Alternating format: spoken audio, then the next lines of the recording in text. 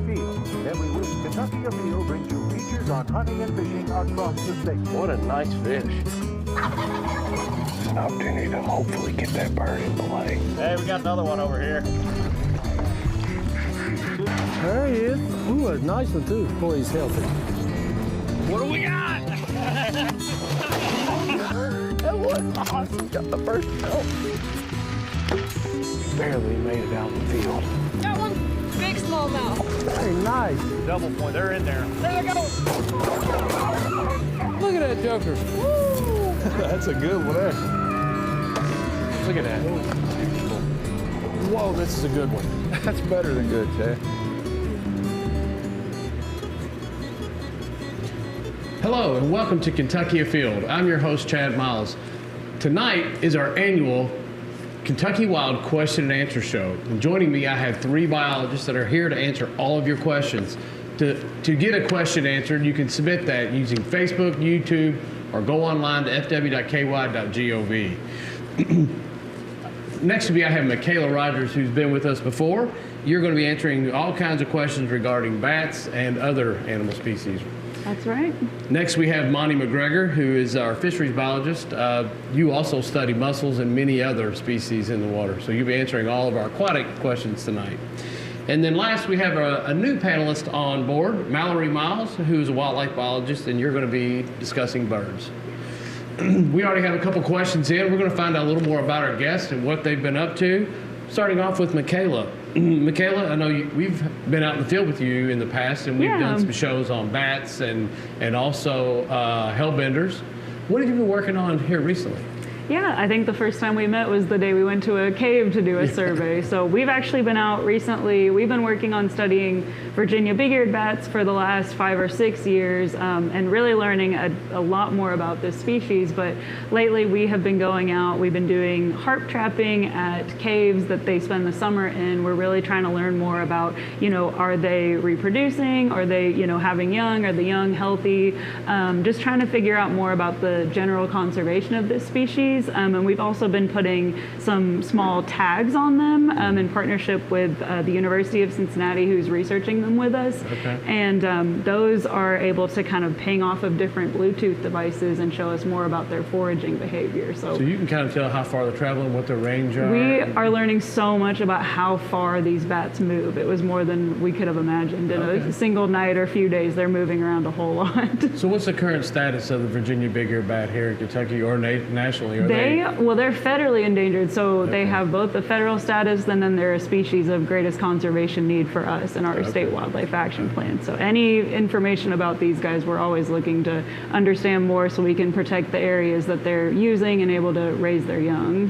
And their range is the entire state of Kentucky? No, they're only in kind of like the Daniel Boone National Forest area. They're in like there's from north from like Pulaski County up. Kind of in a 9-county range. All right, fascinating. I'm sure we're going to hear a lot more about Virginia big-eared bats and other species throughout the show.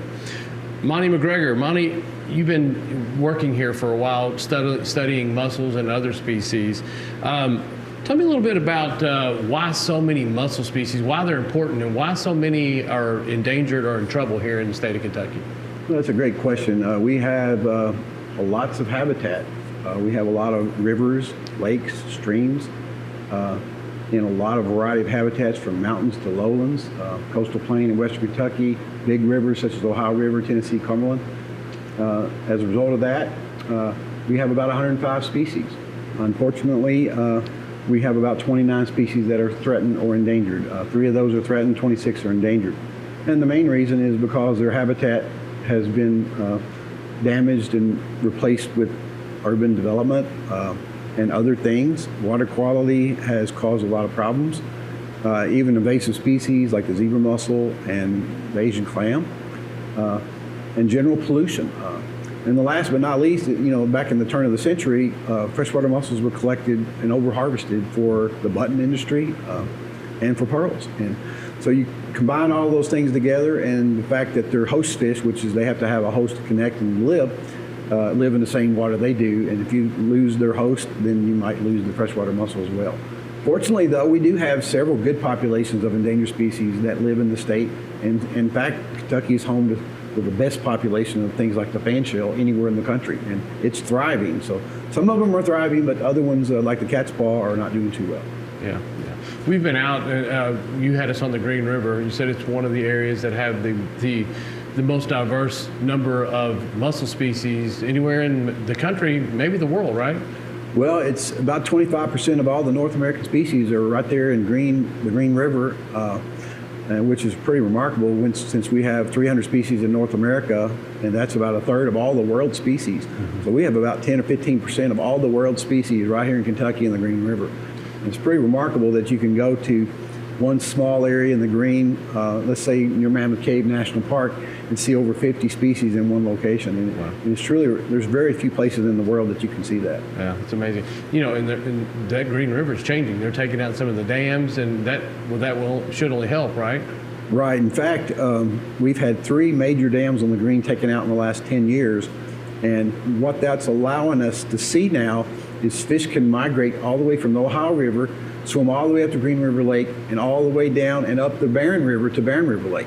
In the last few years, I've seen a few species of freshwater mussels showing up miles up from where it's ever occurred before, because the host fish can actually move upstream now. Yeah, so amazing. It's encouraging to see the fish population changing, and also it's reflected by the mussel population. Yeah, fantastic. Mallory Miles, this is your first time doing a live show with us, so we're glad to have you. Tell me a little bit about some of the things that you're working on here in the agency. So I'm an avian biologist, and I have lots of projects going on, so I'm just going to tell you about one of my current favorites. It is a project we're doing with the prothonotary warbler. It's a small yellow bird. You'll usually see it around water. It's migratory, so it's going to be here during the summer and spring, but it won't be here during the winter. So in 2016, we put out about 100 nest boxes on some of our wildlife management areas for prothonotary warblers. They're birds that like to nest in cavities, so they're really dependent on a hollow tree or a nest box to be able to build a nest and raise young. So the boxes we put out in 2016 look about like this. They're made out of PVC pipes, so they're plastic and they're a dark color. And we had some concern that maybe as our summers are getting warmer, these nest boxes might be a little bit warm for the birds. So this year we added about 50 new wooden nest boxes. And we are comparing how the birds do in the PVC boxes versus the wooden boxes. Okay. So we go out once a week and we check on the boxes. We see which ones the birds are choosing to use and how many chicks are in there, and eventually how many chicks survive to leave the boxes. So, yeah. Fascinating. Yeah. So the box that you're using now with the wood kind of looks very similar to a bluebird box. What's the similarities there, or what's the differences? Yeah, that's a great question. So with nest boxes, one of the most important features is how big the entry hole is. Mm-hmm. You can actually look up online. I think Audubon has some really good information about if you want to attract a certain species, how big this hole should be. Okay. Prothonotary warblers are a little bit smaller than bluebirds, so the entry hole is a little bit smaller. Okay. But otherwise, the boxes are similar. Very similar. Okay. Yeah. That's fantastic. So when you put 100 of those boxes out and start doing studies, what percentage of them actually have prothonotary warblers in them? That's a great question. So currently we're kind of focused on Ballard and Benji Kinman, two of our WMAs. Those are the ones we're watching most closely. The occupancy is really high. I would say I haven't done all the statistics yet, but I think it's around at least 70% or more. Okay. So one of the big limitations for prothonotary warblers is having these cavities to build their nests, and putting out a nest box for them, it's been really good at supporting their population so far. So if someone decided they wanted to help out, I'm sure there are ways they can reach out to you guys and either, build boxes or place boxes, and you tell them if their area is suitable for them. How does that work out? How can someone get involved? Absolutely. So first of all, some of our Kentucky Wild members actually have already been involved. They helped us build the wooden boxes that we put out in the spring. So that was great. But we currently have a plan on Kentucky Fish and Wildlife's website for the PVC box. We haven't added a plan for the wooden box yet. But if you were interested in building these boxes, you could look on our website. And these birds are found throughout Kentucky, but they are going to be on water. So if you happen to live near a lake or a wetland is even better, then it could be a good place to go ahead and try a box. All right, well, fantastic. Well, there you go. You heard what some of these biologists are up to, but they have a lot of information that they're willing to share outside of those 3 topics. So if you have a question, please submit it now. So we already have a few questions coming in, and for our first question we have, that individual is going to win one of these 2 Kentucky Wild hats. So we have a couple of Kentucky Wild hats. These hats are available online. And we're also going to be at the State Fair. Kentucky Wild is going to be at the State Fair, and that's going to be on August the 25th. So if you're interested in learning more about Kentucky Wild or becoming a member or picking up any of the Kentucky Wild merchandise, make sure you come check us out at the State Fair on August the 25th. So first question is from Dave. He wants to know, why do bats hang upside down and why do they fly at night? Hey, that's an interesting question. You wonder, you think it would be easier to just sleep right side up, but why do they do that? Well, you'll notice with bats, they do not do a lot of right side up. They really don't do, they can't really stand like we can. They hang, the way that they hang, their muscles in their toes just automatically kind of close. So it's more natural for them to be kind of just hanging onto the wall. And then the way that they, you'll see them take off from something at night, it's more advantageous for them to just drop and then start flying. People often say that, they can't take off from the ground. They can, their wings are pretty strong, but it's much more advantageous for them to be in that drop position already. Yeah. They can, you'll kind of see them moving around, like using their arms to move, but they're much better at flying, so hanging around upside down is just easier for them to get started. And then for the other question was, why do they go out at night? It's why they fly at night, yes. Oh, okay, so they're foraging. If you see them at night, they're flying around, you might see them around your lamppost or your street lights. They're getting all the insects that are attracted to theirs, the moths and everything like that, and they are basically just spending the night. You'll see them zipping around eating insects. When we were out in the field, you had a couple of slow motion shots where you actually had video of bats coming down and grabbing a drink of water, and how they do that. You start thinking, wait a minute, how do they drink? And I'm sure they get moisture from other things, but they can actually go down and touch the water and get they will skim right off of the top of the water. It's very impressive. That was such a great photo. When you showed me that picture, I'm like, wow, that's really, really cool. What are the chances of catching that moment where a bat's got its mouth I open? did not catch that photo. Oh, well, someone showed it when we were out there, and I thought, man, that's really, really cool. All right, the next question, also a winner of one of our Kentucky Wild hats. It comes from Lindsay. It's, what is the greatest depth a crayfish will dig to find water on land? That's a good question.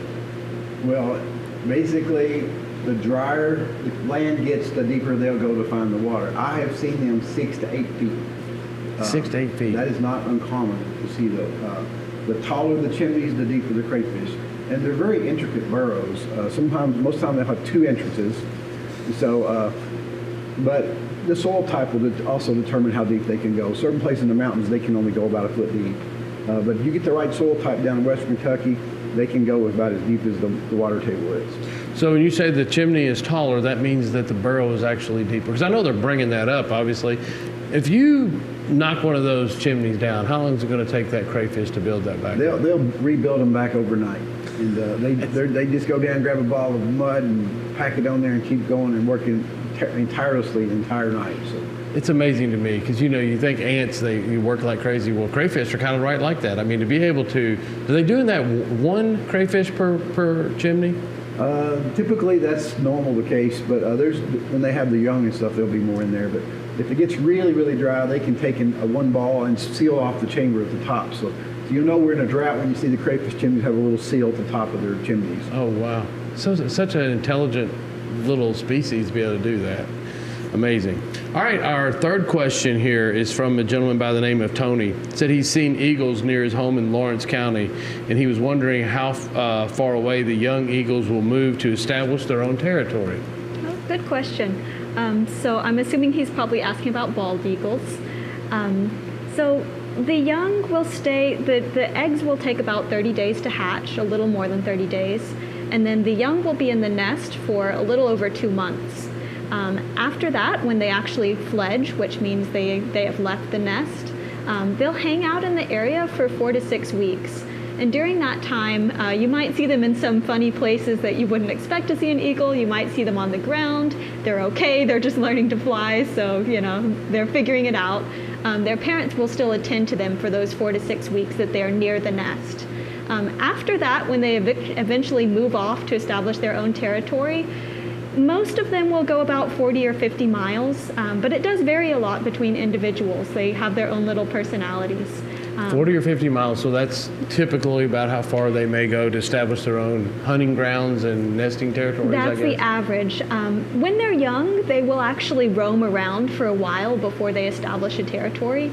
It might be 4 or 5 years before they actually set up a territory and start breeding themselves. But when they do that, it's usually within 50 miles of their home territory. Okay. The good news is that the parents usually keep reusing the nest, so even if the babies don't establish a territory nearby, he'll probably be seeing the parents' nest there for their next few years. Okay.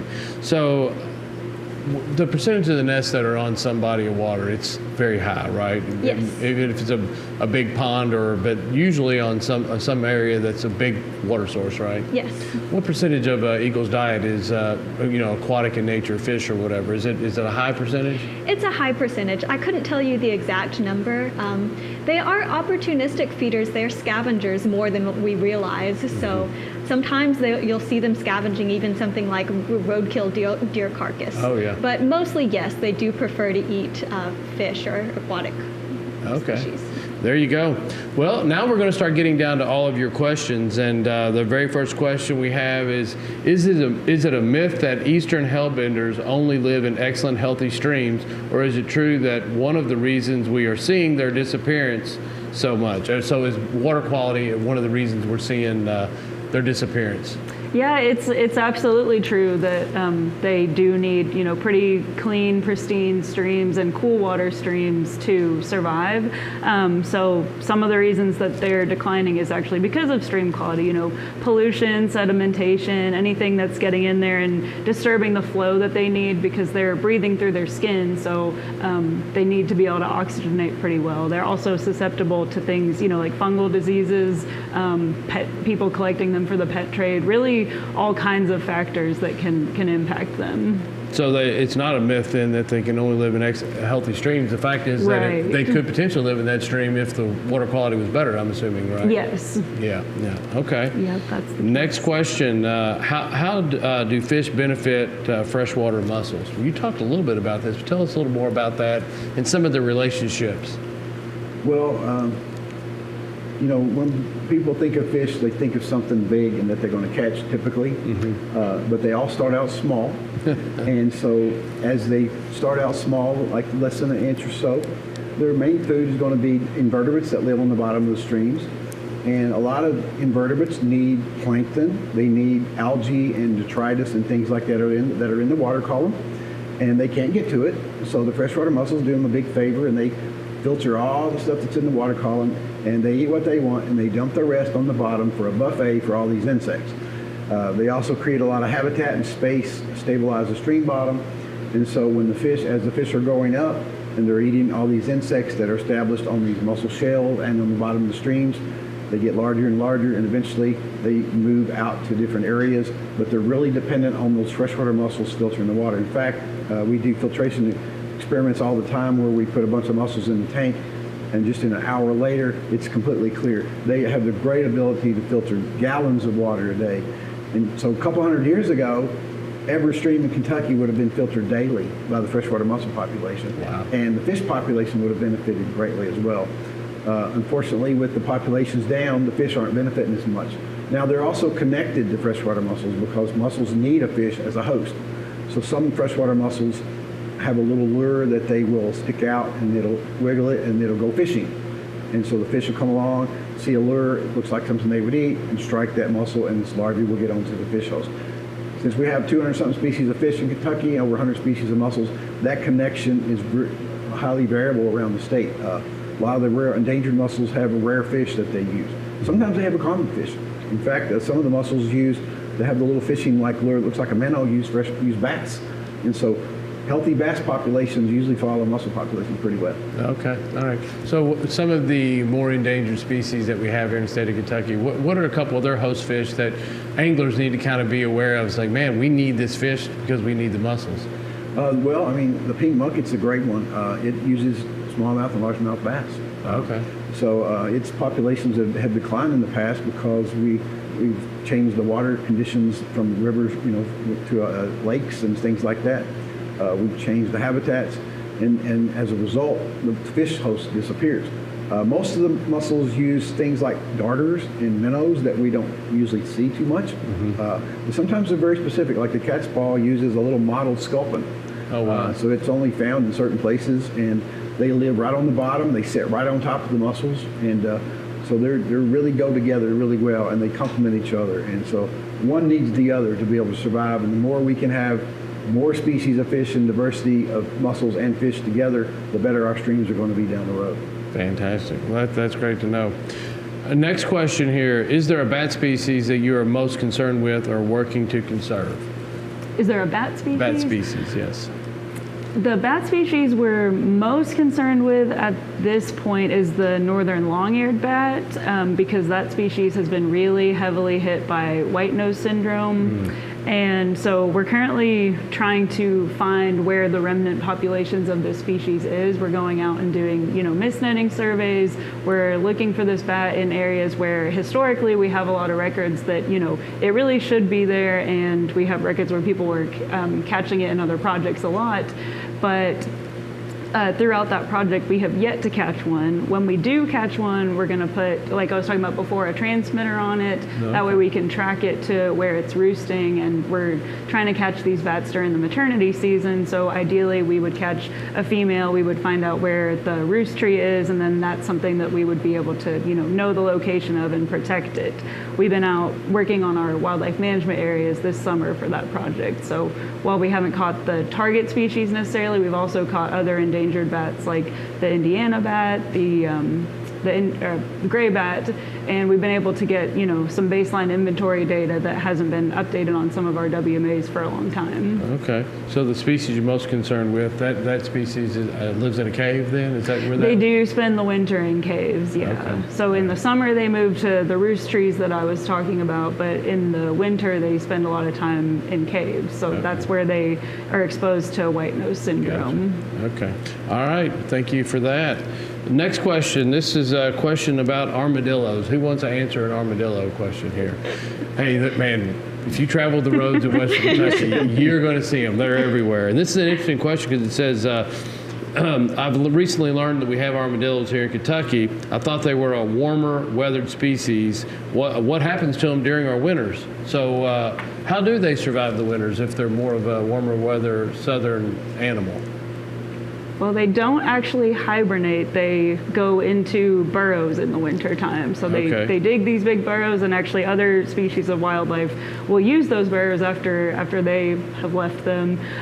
But they will just kind of bed down in these burrows, and then since they don't hibernate, they do have to come out for food, and so they'll just come out, during the periods where it's warm enough for them to survive. Because the question, or the asker of the question is right, that the reason that they're moving further north into our state is because we're having milder winters these days. Okay. Yeah. Should have been here last year. We got 4 or 5 days in the winter, and it was freezing cold. They would been like packing their bags and heading south. They were down in those burrows during those days. How long can one of these armadillos go without food? I mean, can it go?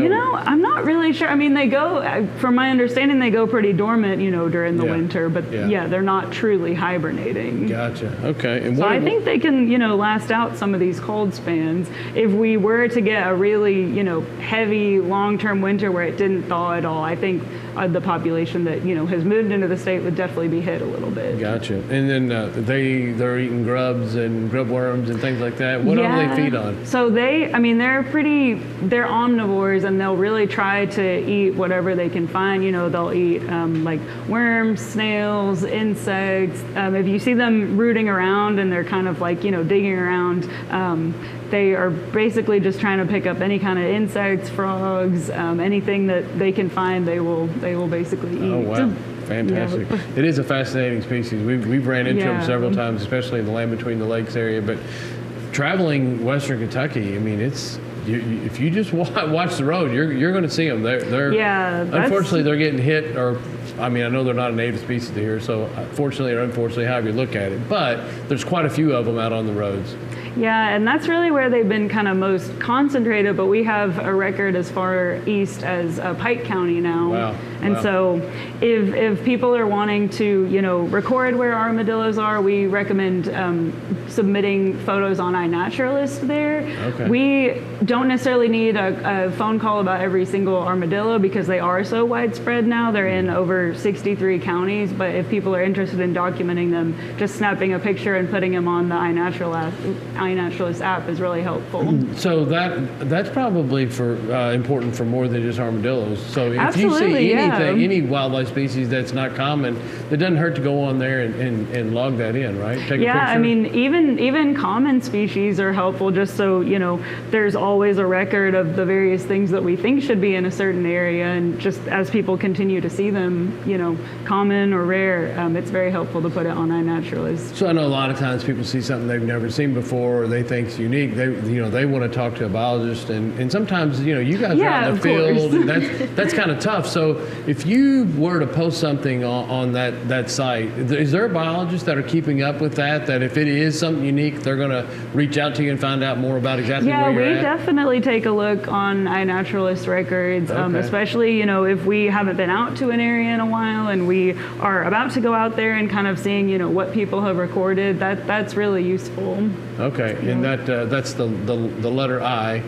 Yes, iNaturalist. It's a phone app, and if you haven't used it before, you can basically just snap a photo. It usually shows where the location is, the date that you saw the species. If you were also trying to get better at identifying things, like you say you're out looking at salamanders and you want to try to see what you're looking at, the iNaturalist will try to do a baseline identification for you. It's not always correct, but then there'll be researchers or other people that will be on there and they will suggest identification. So you can learn a lot on there too. Oh, very cool. If you have something very rare, though, I would obscure the location. Yeah. Oh, so you can do that. You can also obscure it, or if you just are at your house and you don't necessarily want everyone to know it's right there, then that's totally fine. But if it's something you want more do. information on, you might want to leave that information for all the other people or the biologists that might be checking in. And we could always reach out to the person and see the information from there. So that would be helpful. Very interesting. There you go. A little tip there. All right, do bird feeders affect the natural forage habits of wild birds? Is it beneficial to feed them year-round? Yeah, that's a really great question because I know a lot of people love their bird feeders. So this is something that the research hasn't really reached a consensus. There are a few species that we do believe their range has expanded north as there's more food available at food feeders in the winter months in the north. So cardinals and house wrens, that's been observed. In general, birds evolved to use very ephemeral food sources.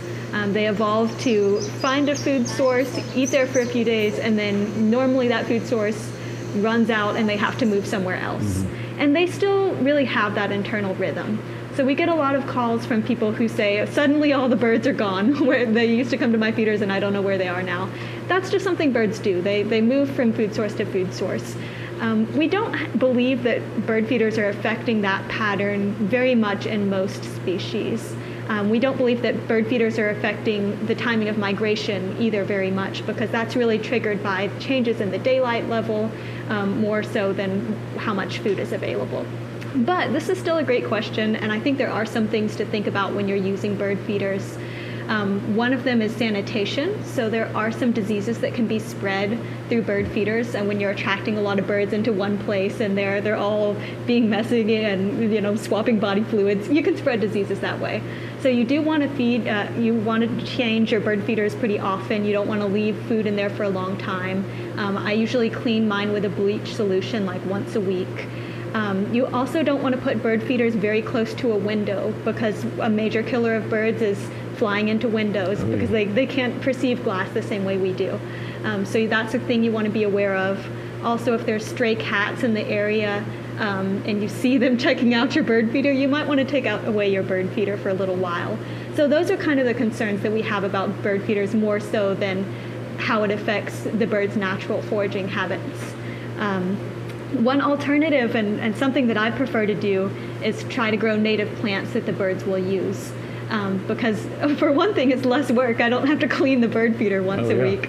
And for another thing, it's just a little bit more natural for them. In addition to providing food, it also provides some nesting habitat structure. So I love native plants. I use those mostly in the summer.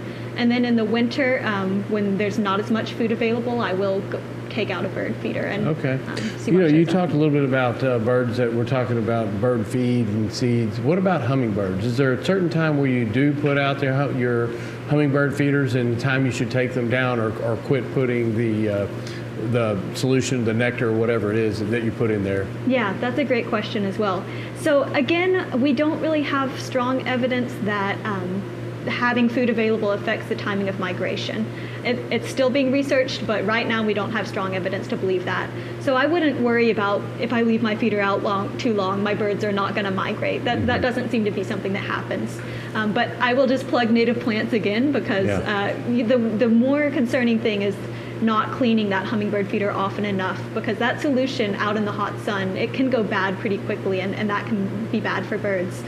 But if you put a native honeysuckle, the coral honeysuckle, or impatiens, or bee balm, those things you don't have to worry about them going bad and making birds sick. So I love those food sources as well. Very good. That's great information to know there. Next question looks like it's about bats.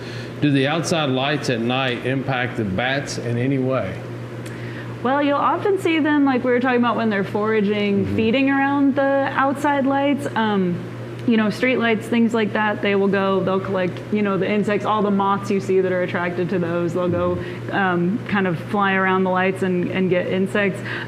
If you do, have like porch lights, outside lights, turning them off, it kind of feels counterintuitive because they are attracted to them, but just overall kind of maintaining that more natural darkness, like on your garage light or your porch light, if you can turn those off overnight, that is actually better for, the wildlife overall, because it doesn't disrupt the insects' patterns as much, and they'll get kind of used to just foraging around these lights. But if the insects are just kind of around the yard, they'll also be foraging on the plants as well. Okay, there you go. So it is better to kind of keep it naturally dark and turn those lights off then. Yes, definitely. So and for the birds as well. Yes. Oh, for birds Yes. as well. Okay. They migrate at night, so it's helpful for them to be able to see the stars. That's one way they orient themselves. Oh, wow. So having really bright light can interfere with that. Okay. And just kind of disorient them in general. So when you're done and all your guests are gone for the night, turn those lights off. Huh? Yes, please. All right. Very interesting information.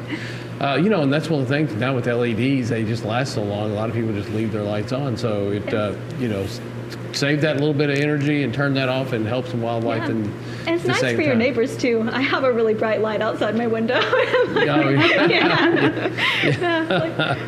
All right, the next question here is what steps can a paddler take to avoid disturbing freshwater mussels in their habits while kayaking or canoeing in streams? Well, I definitely would encourage people to get out and where there are mussels in their kayaks and their paddles, and not worry about hurting the animals.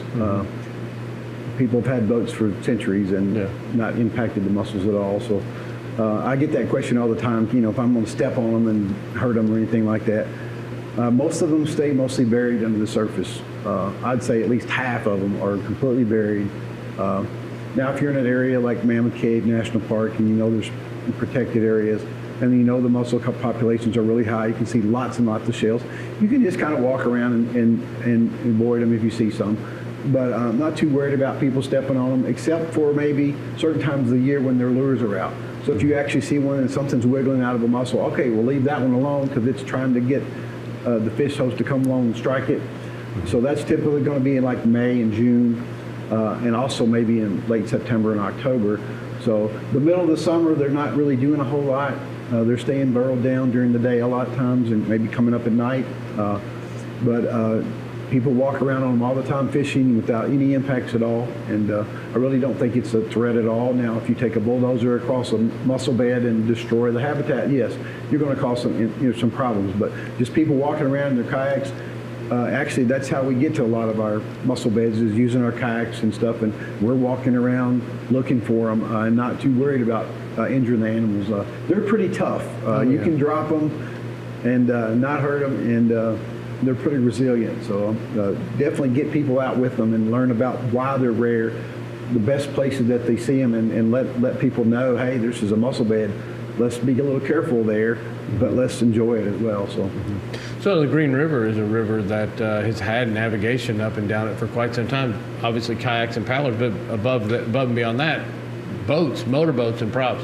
How does that impact them? Well, one of the types of boats that can impact mussels is the barges. The barges have a huge prop, and if they get a little too shallow, they can actually carve into the bottom of the river and destroy a whole mussel bed. I've seen that happen. It's usually rare because they don't want to go on the ground at all. Yeah. But your sonar will show that sometimes. But typically, it's not really that much of a problem. The navigation channels are maintained by the Corps of Engineers, and those typically have the highest amount of current and typically not where the major mussels are at.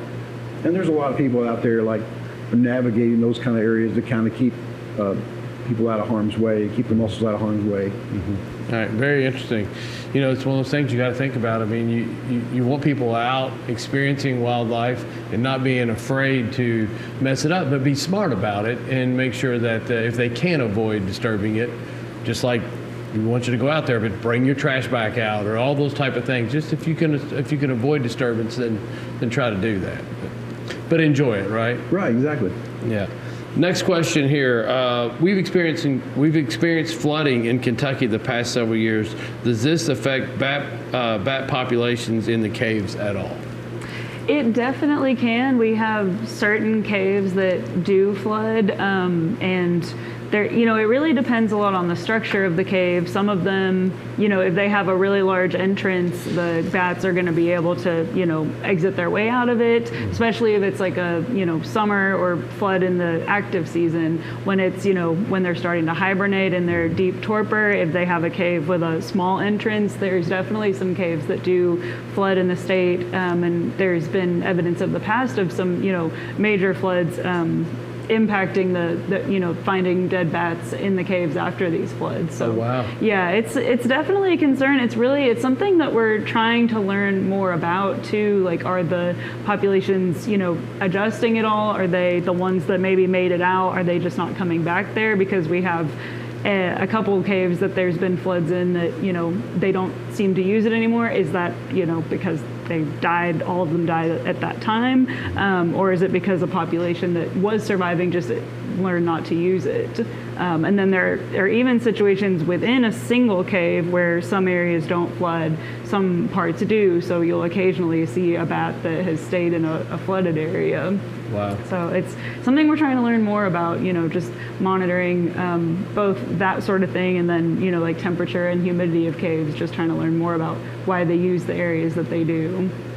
It's interesting stuff. This year has been a very interesting year because we've had a couple of pretty good sized flooding events, but it's just the water level has been up and down and up and down. And I'm sure that affects all the species you guys study. If an area that they usually feed in or live in is all of a sudden flooded out, it could be problematic. We were out night fishing the other night, though. I will tell you, I was out on No Lynn, and maybe I've been going down there for 40 years, maybe the most bats I've seen in a long time. I mean, is the population really seem to be doing a little better of certain species of bats? And that's, you know, that's down around Mammoth Cave National Park area. So there were lots of bats out. We were very happy to see that. Big population of gray bats out foraging if it was in the evening. Yeah, we were out fishing and they were just darting by. Like after our cast, we would see them every cast almost. They like to be kind of over those larger bodies of water, and they'll just be all over, foraging insects over it. So especially in Mammoth Cave, that could have been what it was. Yeah, we were very happy. We were very happy to see them. We would rather have bats than mosquitoes and all of those. So glad to see them out there flying around. You can feel the difference when they're swooping around. Oh yeah. Next question. It's another question about mussels. Monty, every time you're on, everybody's like, this is our chance to get these mussels questions answered. How do mussels move around and feed? So that you've demonstrated this and you've shown me how this works. This is actually pretty fascinating. Tell me how they move and then how they feed. Well, they have a large muscular foot. And some people in the state or in other places, they call it a tongue. Yeah. It kind of looks like it. It's very changes shape, but they basically will take their foot and inject it into the substrate and then stretch it as far as they can and then maybe expand the end of it out and then pull themselves down. And so they can crawl around on the surface. Sometimes you'll be out and you'll see this ditch on the top of the water that's maybe about 2 inches wide and it's going in circles, and I think they're writing messages to us. So. But anyway, sometimes they're cursive. It's really crazy the stuff you see. But they move around with the foot, and they have siphons that allow them to pump water and filter the water. So one mussel, maybe like this size, this is a washboard mussel. It's one of our largest mussel species we have in the state. This thing can filter gallons of water a day. Even the little ones can filter gallons of water a day. But they basically will live in the bottom of the stream. They'll be open about like that, and they're just pumping water constantly 24 hours a day and keeping our waters nice and clean. And when you have millions of these things on the bottom of these rivers, our rivers used to be pristine and clear. And then as they started disappearing from pollution and things, we don't see that in a lot of places now. And so people like clean and clear water, and sometimes that is associated with not polluted water. But just because it's not a little turbid doesn't mean it's not good as well. And the mussels maybe have a little more buffet when there's a little bit of stuff in there. But you talked about flooding. So one aspect of flooding that's real important for a lot of aquatic species is when the rivers flood, they go up and they hit the floodplains and they grab a lot of nutrients. They grab a lot of insects, and that, as it recedes, that bring all that stuff down for all the fish and the mussels and anything that's living in the water. So they depend on that cycle throughout the year and even the seasonal times to be able to bring them food. And so stir the water up a little bit, and the mussels have a little bit of a buffet for a few days. And the flooding is good for the mussels then. It doesn't hurt them at all. And in fact, I was on the Green River in 2010, the highest levels I've ever seen the river, and I went down a month later in the area where we have mussels, and there were mussels that I'd placed in there 2 years before and hadn't moved any. And most mussels don't move a lot in their lifetime. They'll set in one location their entire life, while other species will move around quite a bit. Now, what I mean by quite a bit, probably several feet in their lifetime. Now, when they're juveniles, they'll move on the fish. When they're the larvae, they'll get on the fish and move miles down the river. Yeah. So that's how they really move distances. But when they're adults, if they find a good place and a good substrate that's stable, they're going to stick around there for their entire life, which could be 100 years. So, and 100% of their feeding is done through the filtering process, right? So Yes. there's no other mechanism for taking in calories for a mussel other than filtering out water that's coming. So it's like a human that when they breathe, their body took out the particles in the air, and you never ate. It's kind of how a mussel is, but with water, right? Yeah, I mean, they're constantly filtering the water, but they're only taking in what they need, taking the nutrients out of there, digesting the food, and they're dumping the rest onto the bottom in what we call these pseudo-feces. So it's really beneficial for these other insects and stuff because they're just constantly providing food to all these insects that live on the bottom of the streams, which are very important for any other aquatic species, fish especially, crayfish. All these animals need that base of the food chain, which is mostly the insects population. Yeah, you're always talking about mussels. I know you're fascinated with them, and every time we have you on, you remember how important this species is, and I think it's why it's so great to have you here for this show every year to talk about the importance of mussels here in Kentucky. The fresh, you want big fish, you want good numbers of fish. We need clean water for a lot of other things, and mussels are kind of the key to all of that. So. It's been a fascinating amount of work that you've done and research, and we're glad to have you here. The next question, what is being done in regards to monarch research, and how are they doing? Who wants to talk about the butterflies? I know you've done a lot with this. I can talk about the monarch butterfly. So they are, a species that we've been monitoring since, 2016, I think, kind of the big project started. We started tagging them and trying to just get, always working on habitat, but trying to get a lot more specific pollinator habitat, on the ground, out at our WMAs, anywhere with our partners that we can put pollinator habitat in. And for, research, one of the biggest things we do, like I said, is monarch tagging. So every fall when the butterflies are, moving south through our area, the larger bodied monarchs, they can be tagged. And so I thought I had tags with me, but I guess I don't. Oh, okay. I must have lost them somewhere. But we put these very small stickers on the side of their wing in a specific cell that's been, on one of their cells that's been researched to not impact their flight down to, where they're overwintering in Mexico. And then in these, high elevation fir forests where they are overwintering, there's people that go and look for these tags. So either by taking, really zoomed in photos of the tags or finding the actual monarch with the tag on it. And that way we can see, because they're migrating from all over all different states, where these monarch butterflies are being tagged, where they're stopping over on this migration, and what are the important spots for them in their migration. So on the bird, you talked about birds being tagged and flying by certain towers. That was telling us exactly which bird, where it was tagged, and you kind of track its movement. On butterflies, they have to be hand caught to be tagged, obviously. Do they have to be caught again to be able to take that number off that tag? Or do you also have a way to read that as they move? Really, with the sticker tags, no, they do have to either be caught, or people will be able to zoom in on pictures. Like in their, you tag one, it ends up in somebody else's backyard. They might be able to zoom in really quick on a picture and take a photo of it. We've been out, running monarch tagging events, and we've caught a monarch that had been released like in somebody's backyard a few days ago, and then it was, in the area, the pollinator habitat that we were running a tagging event a few days later, so you can kind of see how they're staying in certain spots. Okay, very, very, very cool.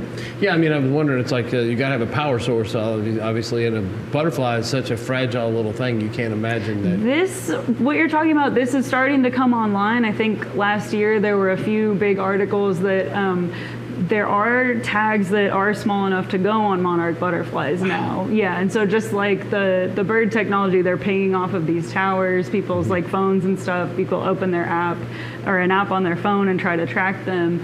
And so this is a very new emerging technology for monarch butterflies, but what you're talking about is getting started. Wow, that's amazing. All right, the next question is about woodpeckers. So this question is, how many types of woodpeckers are in Kentucky? Oh, okay. We have a good number of woodpeckers. We have the pileated woodpecker. That's our largest. We have northern flickers. We have yellow-bellied sapsuckers. That's one that gets overlooked often.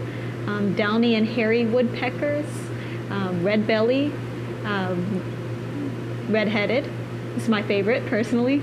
So unless I'm missing some, I wasn't counting as I said those, but less than 10, but okay. Yeah. And are they doing pretty well here in the state of Kentucky as far as are they thriving, or how are they doing?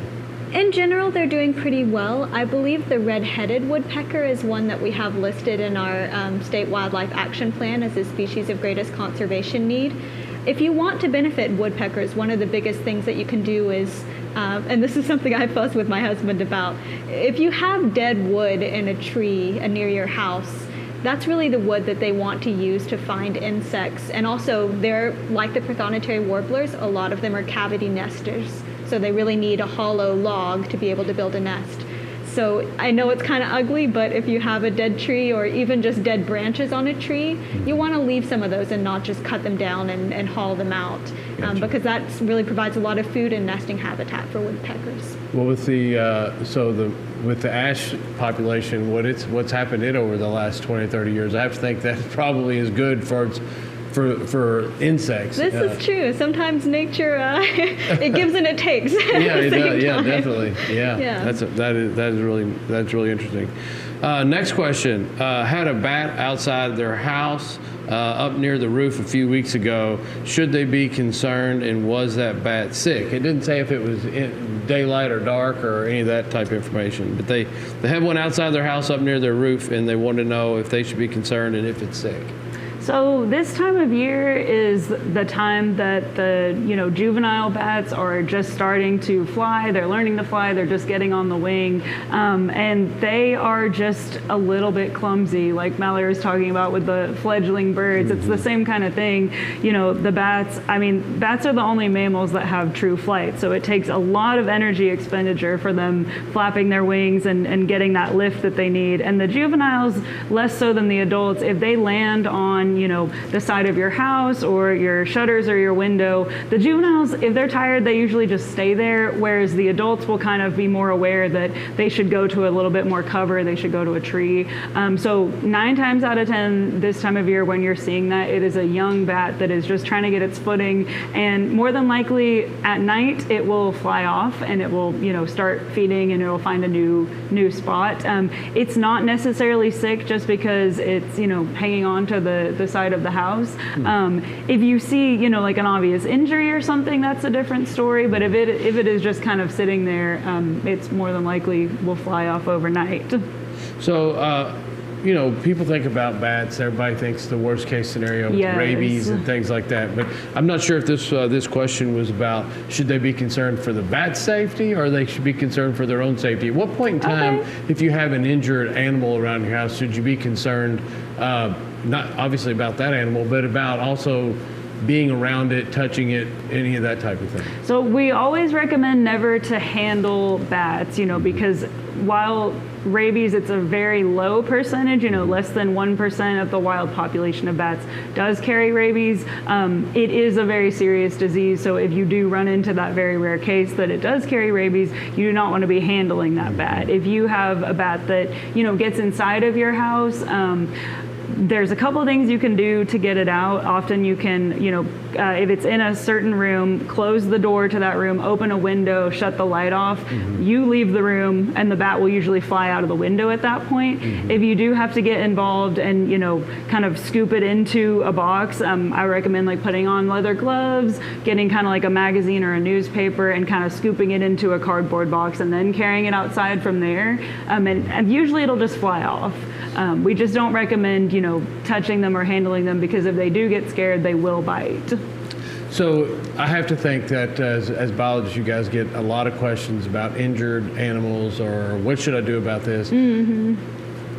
As an agency, I get called almost weekly. And so the agency gets them hundreds of times a day, I'm sure. What type of animal species do we really need to intervene with and try to help out, as opposed to leaving them alone and kind of letting either their mother or nature take its course? Are there certain animal species that, because I know a lot of times people want to get involved with animals that you're like, they're better off just being left alone. It's the call I get the most. And I have had nothing to do with many of these animal species. What would your recommendation be to individuals out there that see a species that they're not sure if it's got something wrong with it or not, but they just want to check? Where's the best phone call and how do you reach out? Is it a rehabber? Is it don't worry about it, leave it alone? How do you handle that? Well, we have a wildlife rehabilitation list on the KDFWR website. So if you just search Kentucky Fish and Wildlife and then wildlife rehabilitation, you'll find a list of, everyone that is permitted to do that in Kentucky. And you can search by county to figure out, the closest person to you. Since we were talking about bats, really the only situation you kind of really need to be concerned is if it's just absolutely not moving for a long time. If it's kind of on the side of your house and it really is not moving at all or flying off. If you can see like a visible injury or something like like you've opened a window or a door and kind of it's been injured in the process of that. Otherwise, 9 times out of 10 they are again going to fly off. They'll kind of take care of themselves, and the moms are usually looking out for the juveniles that are flying around if they're kind of in the same area as well. So if you see an injured animal, unless it's like a bald eagle species or something endangered, you might want to go to that list for the rehabbers or somebody who kind of works with that and see if there's someone local to you, correct? Is that the best way to go about it? Yeah, a lot of people think that we take animals in here, but we really don't have the facilities to do that. Yeah, I know the Slater Center is not set up for it. We really don't have a place to rehab animals like that. So your local rehabber is probably your best place, right? All right, next question. I'm not even sure what this animal is. It's what is the Kentucky Department of Fish and Wildlife doing with the loggerhead shrike? Oh, that's one of mine. Okay, well, there you go. Actually, I can show you a shark. So this is I promise I did not plant this question, so I don't know who's asking, but this is a loggerhead shrike. It sort of resembles a mockingbird, but you can see that it has a prominent black mask on its face. That's how you can tell it apart from a mockingbird. Okay. So this is a songbird, but it acts a lot like a raptor. So they actually will eat mice. They will eat frogs, lizards, sometimes crickets, a large cricket. But the way they behave like raptors is you'll often see them up on like an electricity wire, a telephone wire. They like to perch up high and look for prey. And they like to be in habitat with really short grass where they can easily see prey. And they will swoop down, they'll take that prey. And what they're most famous for, they have a nickname, it's butcher bird. What they're most famous for is not only will they eat large prey that you wouldn't expect a songbird to eat, but they like to impale it on a barbed wire fence or a locust tree that has long thorns, and they'll kind of like save it for later. Oh, wow. So they're a really neat bird. Their population is declining very rapidly. Right now, we're not entirely sure why, because it does seem like there's more habitat available than shrikes using the habitat. Like I said, they like the really short grass. They like cow pastures. They like places that don't scream, wildlife refuge to us. That's where I most often see them.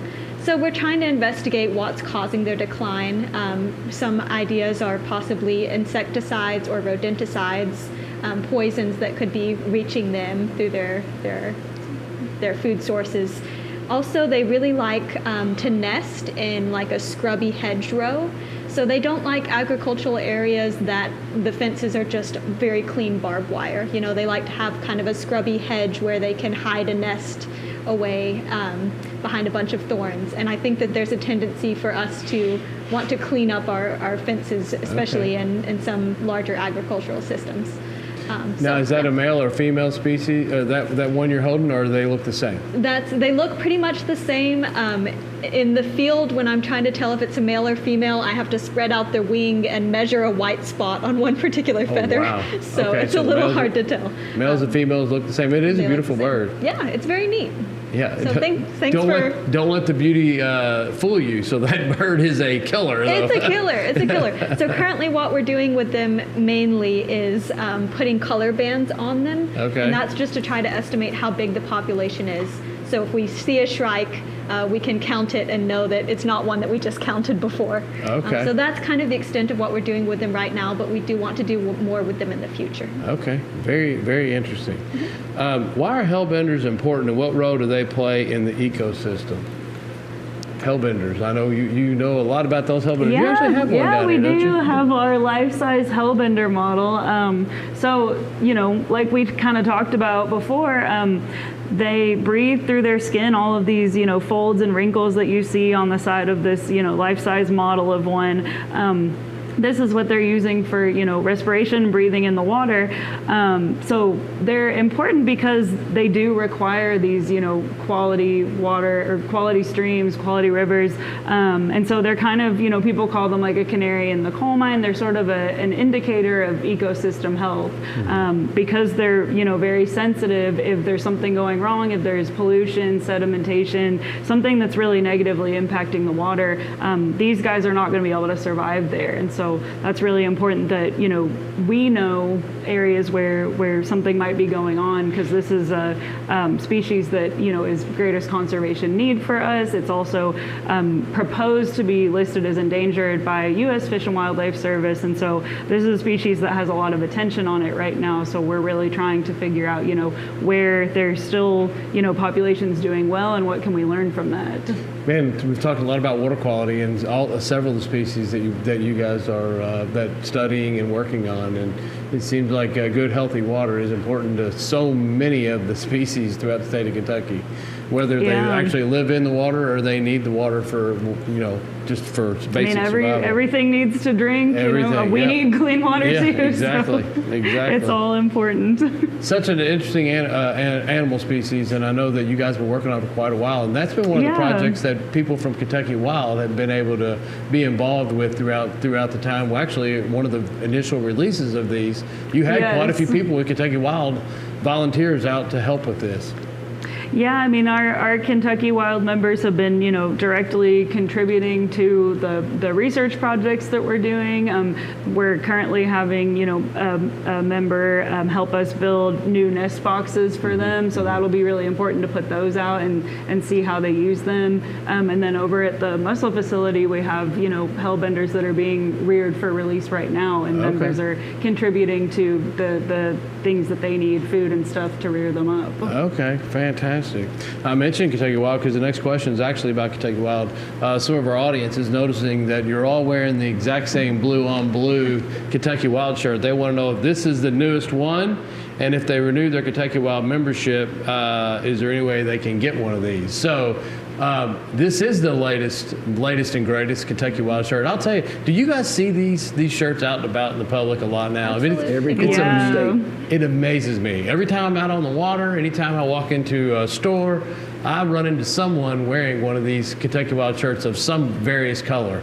So this is the newest, latest and greatest Kentucky Wild shirt. It's a blue on blue. And I'm not exactly sure. Does anyone know how I know they can go and buy one of these, but memberships are not being given one with a membership right now, right? I think you can get one at the Kentucky State Fair. You can join as a member there, but also this will be your membership T-shirt for joining this year. So this is the newest one, and so if you join as a member, and what that means is we have different membership levels for Kentucky Wild. And so when you join as an annual member, your dollars that go towards your membership fee are directly contributing to all of the species we're talking about tonight and all of the projects that we're using to both conserve and monitor all of these species. Our bats, our songbirds, our raptors, our freshwater mussels, our non-game fish, our salamanders, reptiles, amphibians, really all of that we study in our section and help to conserve. That's what that funding directly goes to. And you can show that support by getting one of these really cool looking T-shirts that they're everywhere now. I mean, they really are, and they're very comfortable. It's one of the reasons you see them so much. We have over 16,000 members in the state of Kentucky, actually not just in the state of Kentucky, in all of our 50 states and some international members. So it's a great way if you hunt and fish the state of Kentucky, you should be really interested in this program. But if you don't and you just love animal watching and observing and just are very concerned about the health of many of these species you're talking about, this is a great way to support, and that's by becoming a member of Kentucky Wild. So appreciate you guys by modeling the new blue T-shirt today. Next question is, do freshwater mussels produce pearls? You talked about this earlier. Talk a little bit about freshwater mussels and pearls. Well, that's where the pearl gets its name. It's basically the mother of pearl, and sometimes the mussels. You can see how shiny this is. So what happens is the mussel will be filtering its food and get a little piece of sand or a little piece of another mussel shell that gets stuck inside the mantle tissue, which is the tissue that forms the shell, and it's an irritant. So what it does, it creates a layer of pearl around it. It's very rare to see a round pearl in nature. I've only seen a few of them. Most of the time they're kind of odd shaped. I have a few pearls here, an example of what they look like. These are cultured pearls. Okay. So you make a cultured pearl by inserting a little bead inside of a freshwater mussel, and then a couple, 3 years later, these things will keep getting bigger and bigger, and then you harvest the freshwater mussel. But they're really pretty. A lot of people make jewelry in the past. Here's some little tiny pearls that are made from freshwater mussels, but they're very rare. In fact, a couple years ago, I went to Europe to see the crown jewels. So I wanted to see the real pearls on the kings and queens jewelry. Of course, you can't touch it or take pictures of it or anything, but they're not even perfectly round, and they were pretty close.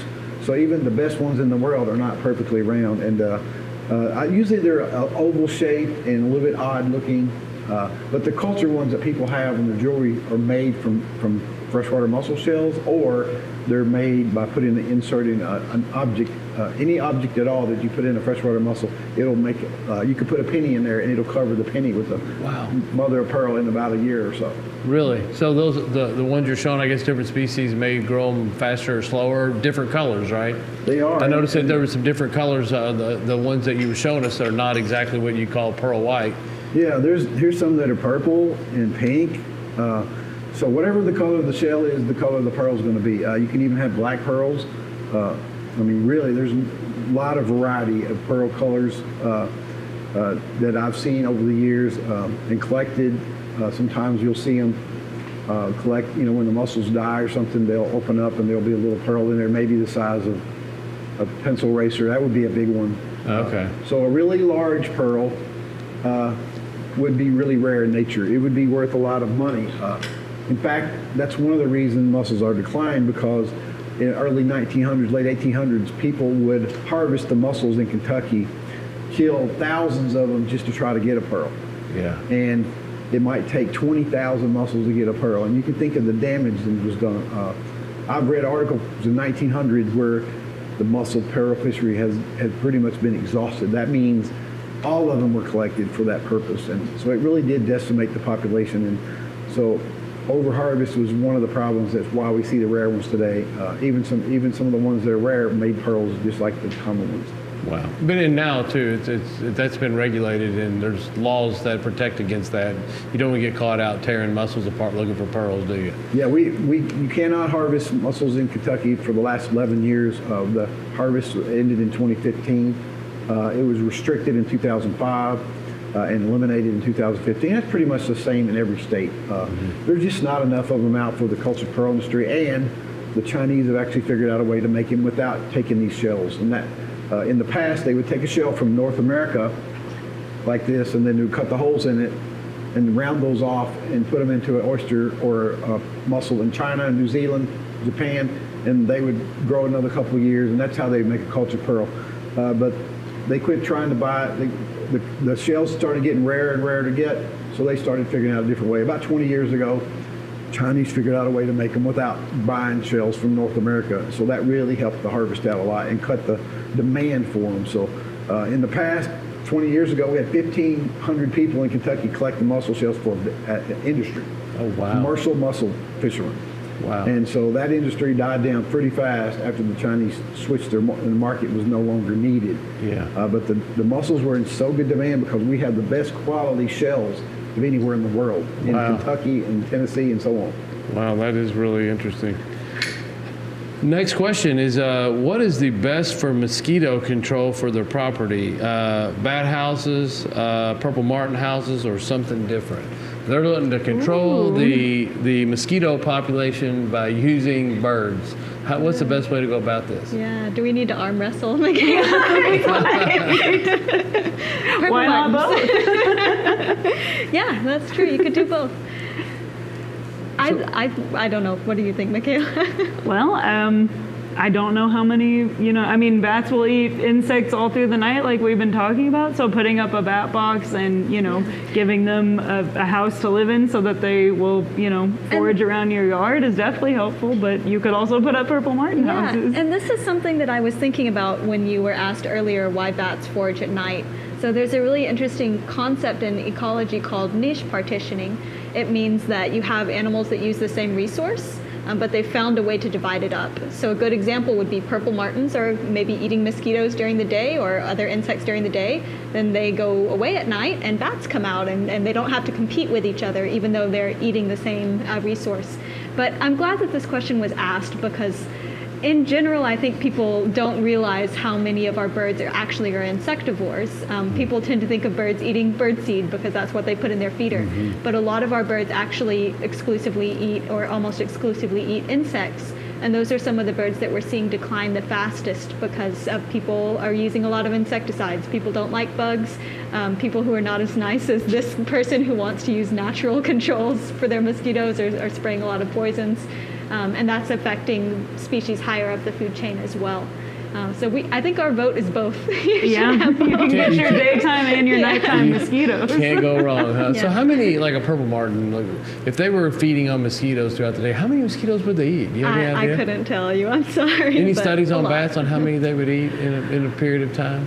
There's not. They can eat, hundreds, if not thousands of insects at night, but it kind of depends on the, so if they're just eating something small, like any of the flies, which mosquitoes fall into the diptera of the flies, the order of the flies, the order that flies are in, they're going to need to eat, hundreds of them, versus if they're eating, beetles or large-bodied moths, especially if they can get one of the larger ones, they're going to feed on that for a minute and then they'll go back out and try to get more. It really depends on the prey availability, which is of course changing, in the time of year, in the area you're at. Like the ones over the water might have been, getting everything that's kind of in and out of the water as well. Mm-hmm. So obviously we heard about bats, and then they mentioned purple martins. What other birds can you attract to your property that would be good for, that she said something else. What other birds might be good for eating mosquitoes that we didn't discuss with purple martins and bats? There's a whole group of birds called flycatchers. They eat insects of all types. They would probably be good species for a little bit of mosquito control. Okay. Some other insectivores would be whippoorwills and chuck-will's widows. They, again, like Michaela was saying, they do prefer the beefier moths and dragonflies over having to eat a million mosquitoes. Yeah.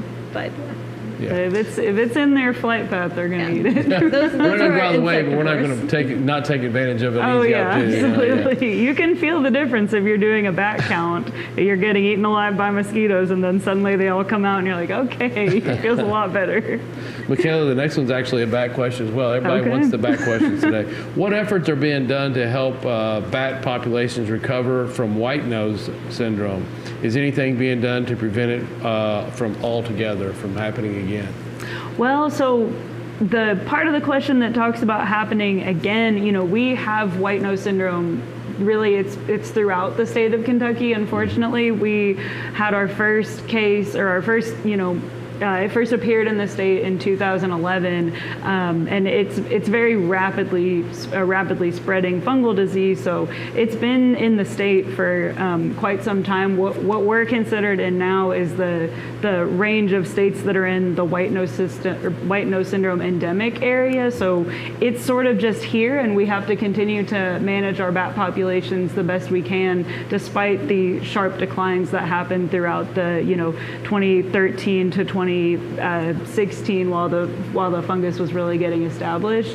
The things that we're doing to help bats is really trying to keep the disturbance away from the caves that they need. So when they are, in their winter hibernaculum, we want to make sure that those areas are protected. In some cases, if the cave is a candidate for it, we will put a gate in front of it. If it's somewhere that there's been a lot of disturbance, people are going in and they're waking up because they're expending too much energy, and that's really what kills them from white nose is not actually the fungus itself. It's that the bats will wake up too much, and they only have a certain amount of stores of that they're feeding in the fall. They only have a certain amount of energy that they've stored up to make it through the winter. So they really need to have as much of a dormant portion in the winter as possible.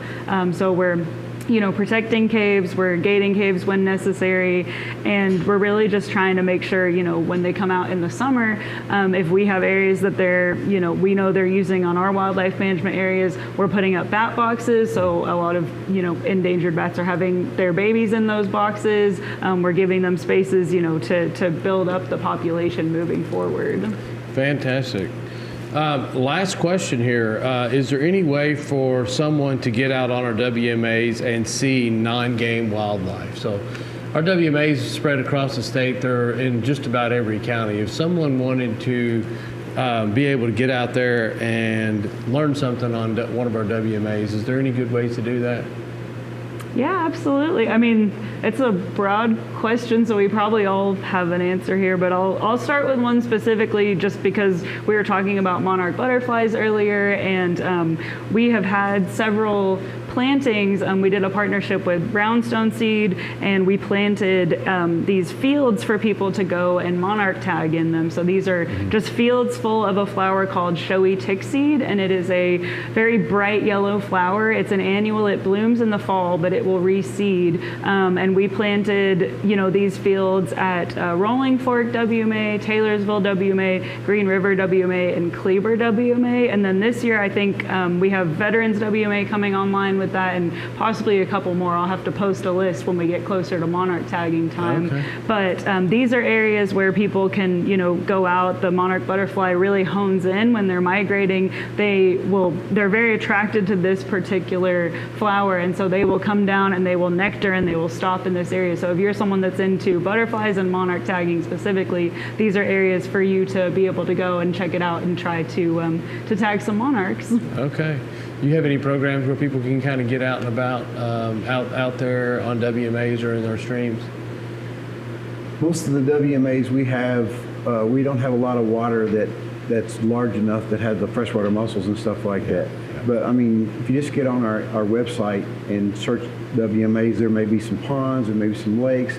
You're going to see aquatic species around those areas. The freshwater mussels, typically, a lot of people will see them like Mammoth Cave National Park, but they're not allowed to pick them up and collect them. Yeah. And so you're not going to see a lot of the fish and things underwater and everything like that. But you'll see dragonflies, you'll see all these like belted kingfishers, you'll see all these birds and snakes and salamanders, that stuff that are associated. But the internet is a great resource for stuff like that. And a lot of our management areas will say this management area is home to these species, and you're likely to see them this time of year. So you can get on iNaturals, like they said, as an example, and say, okay, if I want to go see birds, and there's certain times of the year that you might see birds at this area. There may be times you might see crayfish burrows at Kleber is a good example. I've seen crayfish burrows up there at a certain time in the spring. So it really varies with the time of year and what you're really looking at. If you want to go catch fish at certain places and see certain fish spawning, you can walk around streams when they're clear and just catch anything moving. I mean, that's the key, is not be real specific and try to find a target group of animals, and then all of a sudden you see other things you get interested in. But there's a lot of things for people to see, and I think we're getting better at posting signs like, here's what you're going to see on our management area. You got any programs going on with people where the public can go out on WMAs and kind of see some of the things we've talked about tonight? Sure. So a great way to find these programs is becoming a Kentucky Wild member.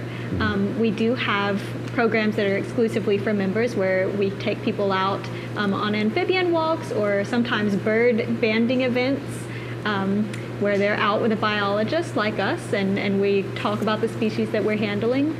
You can also go out by yourself. A lot of our WMAs, like Benji Kinman, where I'm out once a week, that has a kayak launch. You don't have to show a hunter or fisher's license to use the kayak launch. You can launch and do a lot of great bird watching, see some prothonotarians, some other cool species. A lot of WMAs have trail systems that are access roads, but you could easily walk them if you wanted to go bird watching as well. So yeah. Fantastic. Well, I really want to thank all of you guys for being out here, and it's your first show today, so we appreciate you coming on. Appreciate you coming on and sharing some of your knowledge with us. Yeah.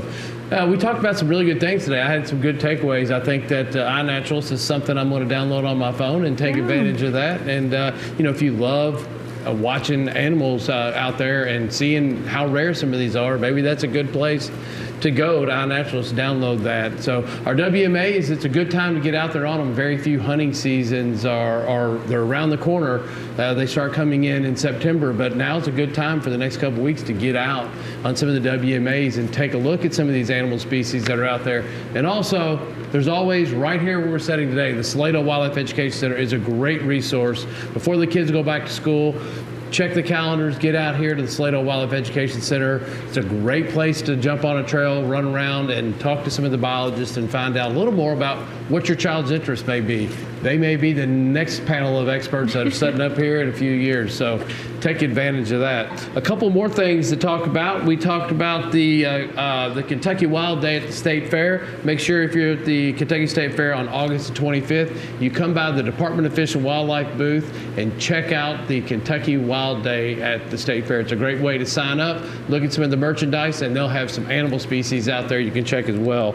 Another thing, August the 20th is the Kentucky Afield Day at the State Fair. So we'd love to see you. Come by. We're going to be out there shaking hands and hearing all your stories about hunting and fishing throughout the state of Kentucky. So come check that out. Another thing, if you are interested in getting your hunter safety certificate, August 1st, there's going to be 30 locations across the state of Kentucky. It's a great opportunity. If you need your hunter safety card, Coming up this Saturday, August the 1st, is a great opportunity for you to get online, find out where they're going to be, and get it all knocked out in one day. So go on to fw.ky.gov and look for an opportunity to get your hunter safety card close by. Those hunting seasons are right around the corner. So I think that for the most part, I think that wraps up most of what we have today. Thanks again for coming out and sharing your information. And remember, hunting and fishing on private property is a privilege. Always ask permission and thank the landowner. Until next week, I'm your host, Chad Miles, and I hope to see you in the woods or on the water.